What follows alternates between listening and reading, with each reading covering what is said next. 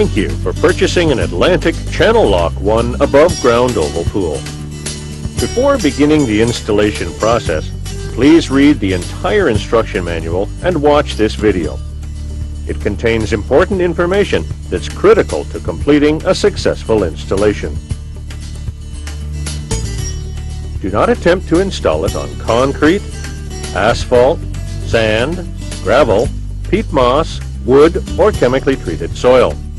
However, if you live in an area where nutgrass is prevalent, contact your pool dealer for further instructions. Avoid overhanging trees, power lines, or clotheslines, and check to ensure your pool is not on top of buried telephone, cable TV, water, power, or sewer lines. Local municipalities may also have regulations you must follow in determining pool location, so be sure to check with local officials. Choose a large area of your yard that's as level as possible. The pool must be installed on dry, firm, undisturbed earth. Avoid areas with poor drainage.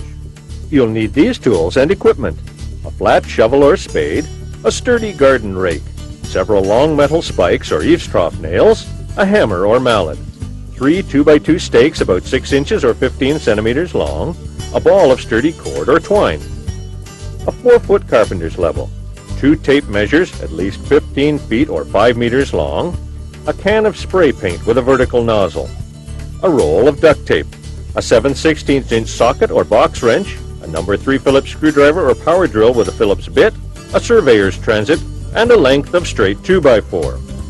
You will also need 1 inch or 1.5 inch 25 or 38 millimeter thick styrofoam sheets or a quantity of brick sand for the pool bottom, a quantity of crushed limestone, and several small patio stones. Preparing the pool foundation is the most critical step in the installation process. Take your time and double-check all your measurements as you work. Ground preparation diagrams appear on pages 3, 4, and 5 in section 1 of your manual. Be sure you're using the diagram that matches your pool size.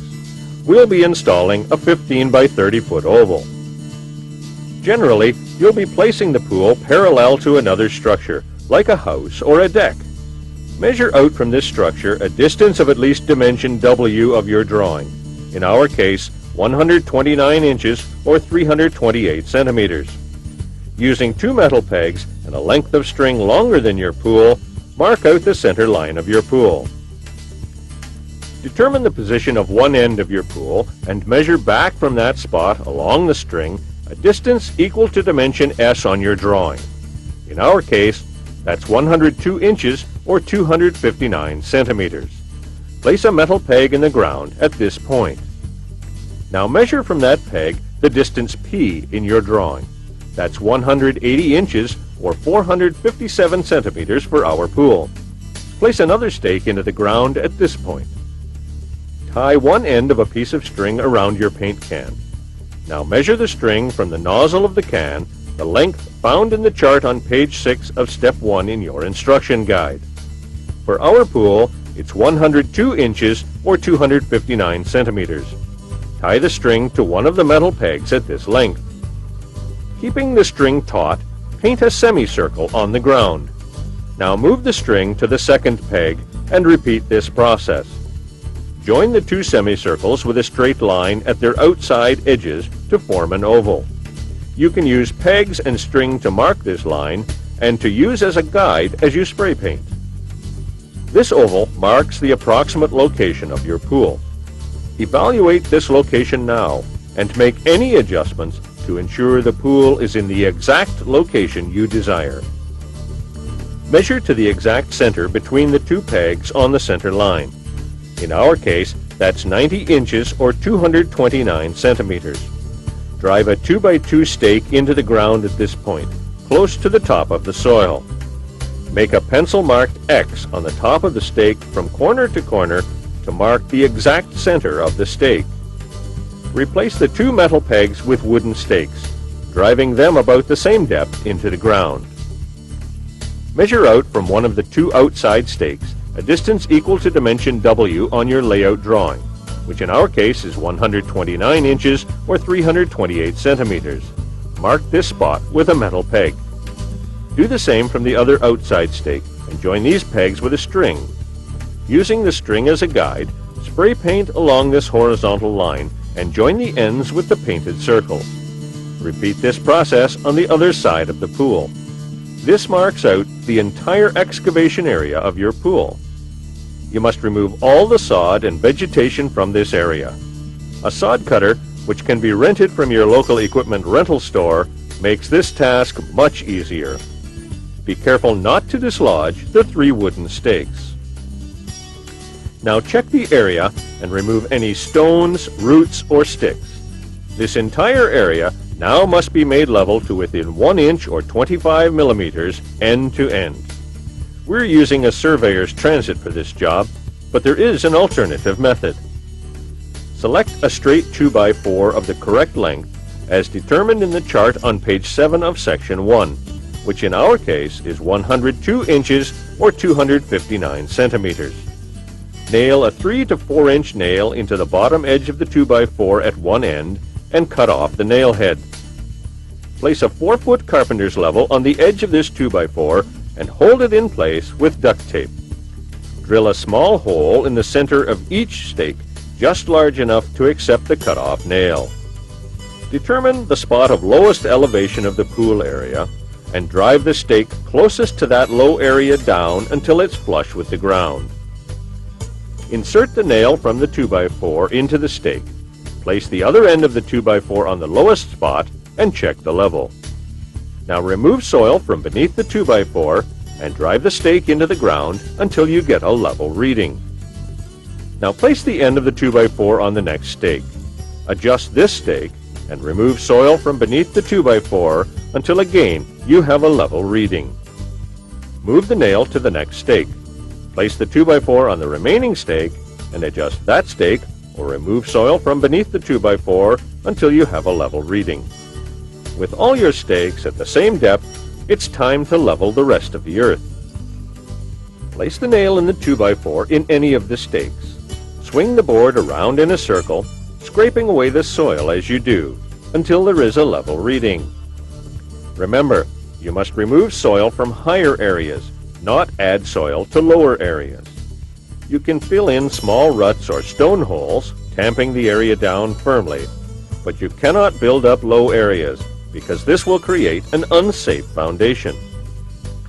When the circle is level, move the board to the next stake and repeat the process. Take your time and make sure the area is completely level. Finally, move the board to the last stake and again swing the board around, scraping away soil as you go until the area is level. Now make the wide horizontal areas of the oval level with the 3 circles. Recheck the outer 12 inches or 30 centimeters where the bottom edge of the pool wall will sit to ensure it has no high or low spots. Now we need to add corner pegs as indicated in diagram 23 on page 9 of section 1. We're using long eaves trough nails. Use 2 measuring tapes for this step. From one of the end stakes, measure the distance of dimension X. That's 90 inches or 229 centimeters for our pool. From the center stake, measure distance Y, which for us is 127 1/4 inches or 323 centimeters. Where these 2 measurements intersect on the inside of the tape measures, insert a metal peg.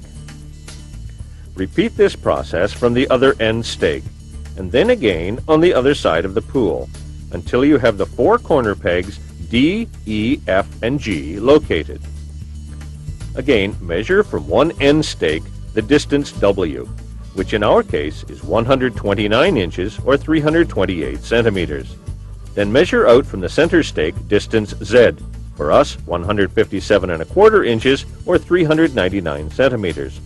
Place a peg where these measurements cross on your 2 tapes. Repeat this step to add the other 3 outer pegs. Join pegs D and E with a piece of string, and then join pegs F and G. Now across the width of the pool, join pegs H and K with a length of string, and pegs I and J. Then pegs H and I, and J and K. Along the string joining pegs H and I, Measure in from one of the pegs the distance that matches dimension M in the chart on page 10 of section 1. For our 15 by 30 foot pool, that's 30.5 inches or 77 centimeters. Place a peg under the string at that location. Do the same using the string joining pegs J and K on the other side of the pool. Join these two new pegs with a string. This marks the center line for the positioning of trenches for patio stones and buttresses on the horizontal sides. Mark the center line for the buttress trenches on the other side of the horizontal area using the same steps you just performed. A 12 by 18 pool only has one trench on each side. For a 15 by 24 pool, the distance between the two new sets of strings should be exactly 48 inches or 122 centimeters. However, the 12 by 24 foot pool, our pool, which is a 15 by 30, and the 18 by 33 pool require a third buttress trench. To determine the center line for this trench, measure from the new pegs you just installed a distance equal to dimension N on the chart on page 10, which is 59.5 inches or 151 centimeters for our pool. This distance should be identical when you measure from either set of pegs. Join the new pegs with a length of string. Your layout should now look like this.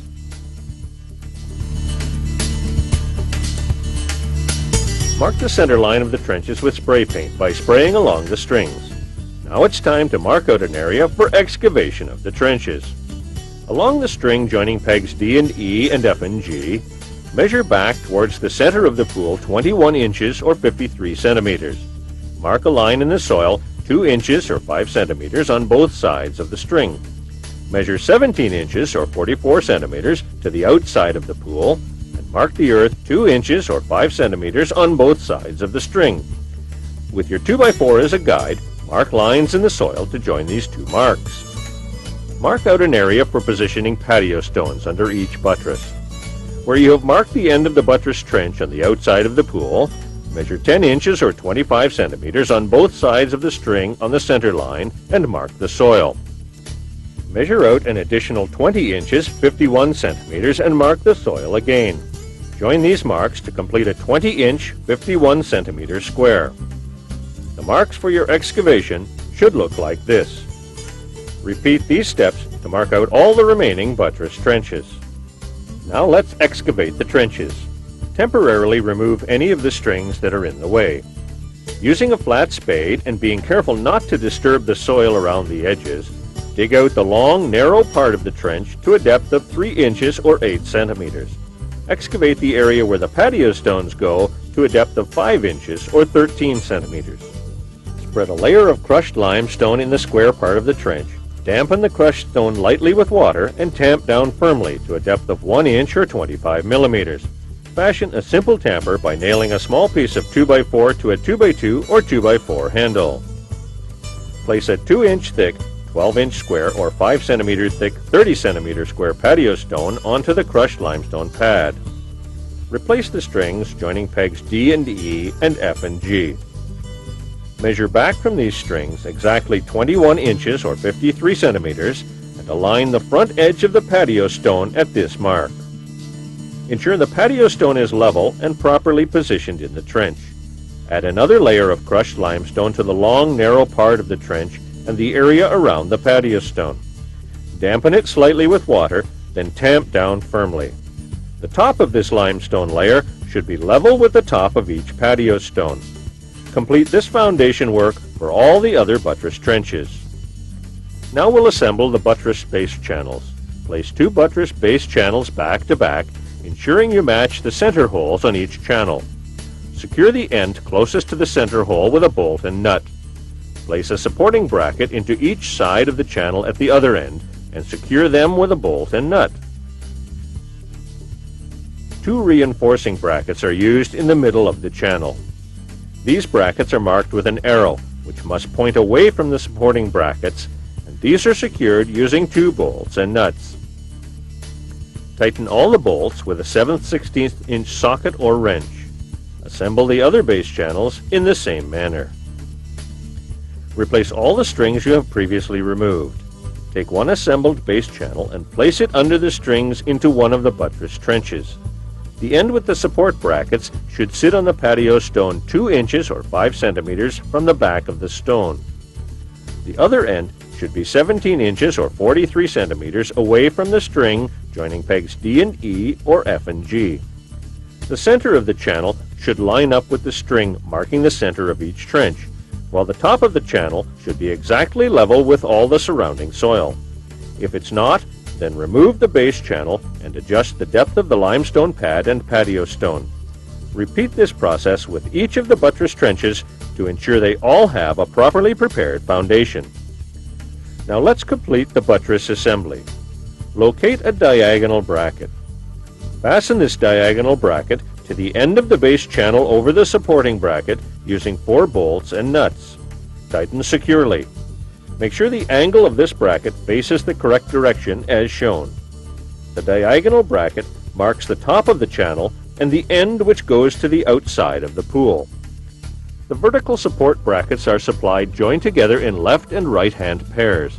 Simply bend them along their center seam to snap them apart. Locate a base channel plate and place it on top of the channel facing into the pool over top of the reinforcing bracket. Place 4 bolts into the holes of the base channel plate. The right vertical support bracket goes under the edge of the base channel and reinforcing bracket on the right side as you face into the pool. Slip it onto the 2 bolts and fasten it tightly with 2 nuts. Repeat this process with the left support bracket. Locate and orient an upright. The bottom end of the upright has 3 drilled holes, while the top end has only 2. Place the bottom end over the base plate and fasten it securely with 3 nuts and bolts. As you tighten them, check to make sure there is a 1/16 inch 2 mm gap under the tab at the bottom of each upright. This will be important when you install the base rails. Remove the strings marking the center line of each trench and set an assembled buttress back in each trench. The end with the diagonal bracket should be exactly 2 inches or 5 centimeters from the back edge of the patio stone, and the buttresses should be parallel with each other. The back of the upright should just touch the strings joining pegs D and E or F and G. If you have more than one vertical on each side, find the curved buttress rails, which are color-coded or identified by part number specifically for your pool size. Insert a buttress rail between each set of uprights. Notice that the closed square side of the rail, not the grooved side, slides into the notch at each buttress upright. This will keep your uprights the correct distance apart. Fill the base channels and the trenches they sit in with crushed limestone, up to the top edge of the base channel. Stand on the base channels to prevent them from moving, dampen the limestone slightly, and tamp it down firmly. Be careful not to tamp too hard or you could shift the base channel. Add additional crushed limestone to achieve a level trench. It is important that you do not use soil or brick sand in these trenches. Recheck the ends of the channels to ensure they are exactly the same distance from each other. Drag one of the hold-down plates along the top edge of the base channel to ensure the ground around the base channels is exactly even and level. Use crushed limestone, tamped firmly, to adjust if necessary. Place 4 nut clips onto the end of the base channel nearest the center of the pool, with the threaded part of the nut clips facing down. Place one end of a hold-down strap over the nut clips and fasten in place using 4 bolts. Tighten the bolts snugly, but be careful not to over-tighten them. Repeat these steps for all the other base channels. Spread 3/4 of an inch or 19 millimeters of crushed limestone over the area for the hold-down plate, making sure you don't spread any material over the buttress base channel. Position a hold-down plate over the crushed limestone so that the bolt heads in the strap are covered by the first 2 grooves of the hold-down plate.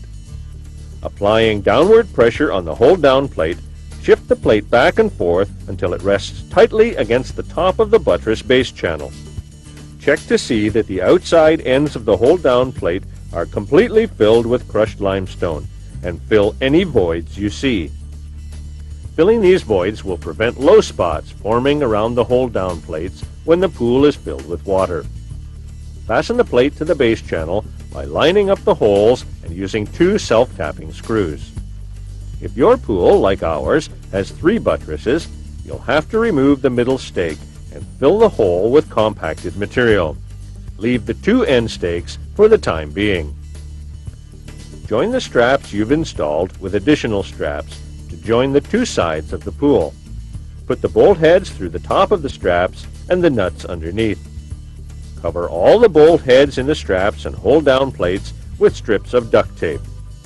Now remove all the strings and pegs in preparation for adding the remaining base rails and base plates.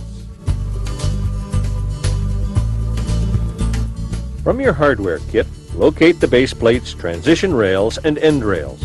Transition rails are color-coded or identified by part number specifically for your pool size. The transition rails are the first rails that attach to the buttress verticals on the round ends of the pool. Again, slide the closed square end of the rail into the notch in the vertical with the grooved side up. Position a base plate on the other end of the transition rail. The groove edge goes to the inside of the pool while the wide flange is on the outside.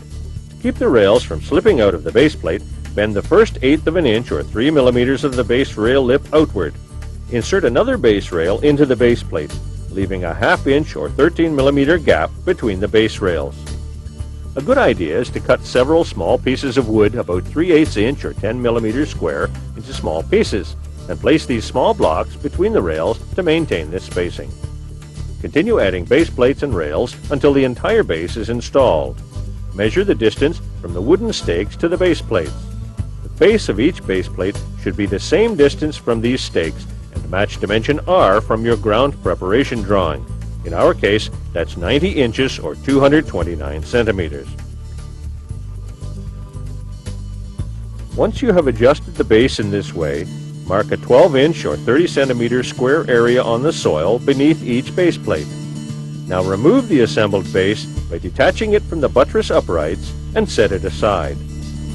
You will build a crushed limestone pad or place a patio stone under each base plate to add stability to the pool wall.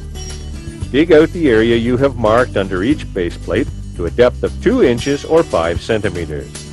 If you are using patio stones, tamp down a small quantity of dampened crushed limestone to make a level base, and place the patio stone on this base. The top of the patio stone must be level and flush with the soil around it. You can also use a crushed limestone pad by filling the excavated area with lightly dampened crushed limestone and tamping it down solidly. Again, ensure this pad is level and even with the surrounding soil. Use a surveyor's transit or a 2x4 and a carpenter's level to ensure that all these pads are level with each other, then reassemble the rails and base plates. If you're installing a styrofoam base, it's now time to measure and cut the foam sheets. Slide the ends under the base rails so you can easily mark the radius, then remove and cut the sheets. Mark the location of each piece so it can be easily reassembled later. Remove all the pieces of styrofoam. Locate the vertical clips from your hardware kit. These are supplied together in right and left-hand pairs. Simply bend along the center seam to snap them apart. Check the profile of the vertical uprights on your pool against diagram 16 shown in your manual in section 2. If it matches either profile X or Y, then you should use the pair of holes on the vertical clip marked B as identified in diagram 15. If the profile is like the one we're using, use the holes marked A. Using 2 self-tapping screws, fasten the left-hand vertical clip to the left vertical support bracket and the right clip to the right vertical bracket. Now set a vertical in place over these clips, but don't fasten it just yet. Locate one of the diagonals. Insert the end, which has 4 tabs, through the opening in the vertical. Holding the diagonal approximately horizontal, feed the 4 tabs into the slots on the buttress uprights. Pull upwards on the tab end so that the tabs slide up and lock into position in the slots. While maintaining this upward pressure, press the other end of the diagonal down onto the diagonal bracket on the base channel. Fasten the diagonal with 2 2¼ inch 57 millimeter bolts and nuts. Be careful not to over-tighten the bolts. Now fasten the vertical to the vertical clips with 2 self-tapping screws. Repeat this process for each of the buttresses. Cover the top edge of each upright with duct tape to keep the edges from scratching the pool wall when you install it. If you're using sand for your pool bottom, protect a section of your base rail and bring in a load of sand to cover the bottom of the pool to a depth of about 3 inches or 8 centimeters. Don't spread it out to the base rails yet, but smooth it out enough to ensure you have sufficient sand to do the job. Don't try to install the pool wall on a windy day, and if possible, get extra workers to help with the wall installation. Start by spreading the liner out in the sun in a protected place, which will help you remove the wrinkles later. Be careful not to leave it too long to avoid scorching the grass underneath. Place 2 pieces of plywood or heavy cardboard at one end of the pool where the filter and pump are to be located. Place the rolled up pool wall on one of the pieces and correctly position the "This Way Up" label and arrow. Carefully cut the straps and begin uncoiling the wall. This will loosen the coil and make it easier to unwind. To help the pool wall fit into the track more easily at the buttresses, use a screwdriver to bend the outer edge of the base rail slightly open. Begin by inserting the end of the pool wall into the base rail on one of the round ends where you would like the pool filter and pump located. The end must be centered over a base plate in order to conceal the joint behind one of the verticals. It's a good idea to have one person hold the end of the wall in position while the remainder is installed, but you can use a ladder and a length of duct tape to temporarily hold this section upright. The top of the wall must be covered by slotted tubes as you proceed. Be sure to use a buttress tube over the rails between buttresses. Use transition tubes over the transition base rails and end tubes over the end rails. These tubes are color-coded or identified by part number. Slotted transition and end tubes are left about 1/2 inch, 13 millimeters apart, and are joined with a 6 inch, 15 centimeter metal slotted tube connector centered over each base plate. Slide the connector over the end of one tube and slide the next tube into the connector. Continue to work your way around the pool, uncoiling the pool wall and relocating the pieces of plywood or cardboard as necessary. When you reach the first buttress, be sure to use a transition tube next to the buttress and a buttress tube between the buttresses set about 4 inches or 10 centimeters apart. These slotted tubes are all connected using a plastic tube connector which goes inside rather than outside these tubes. After making these connections, temporarily support the wall by duct taping it to the buttress verticals. When you have uncoiled the entire wall, you may find that the ends overlap too much or don't quite meet. Remove the wooden blocks from the base plates and gently tap them from the inside with your foot to spread the round end slightly if the end overlaps, or from the outside to tighten up the round ends if there is a gap. When you have the wall ends aligned, double check that you have each base plate still the proper distance from the wooden end stakes. If it is not, it may be necessary to remove and redistribute the wall. Otherwise, the pool may not be symmetrical, and you will have difficulty installing the top rails. Place a screwdriver through the holes near the bottom of the pool to maintain alignment. Join the wall ends with a few bolts and nuts. The bolt heads go on the inside of the pool and the nuts on the outside. Now double check that the top of the wall is completely level, using a surveyor's transit or a string and line level. If it's not, remove the wall and re-level the base frame.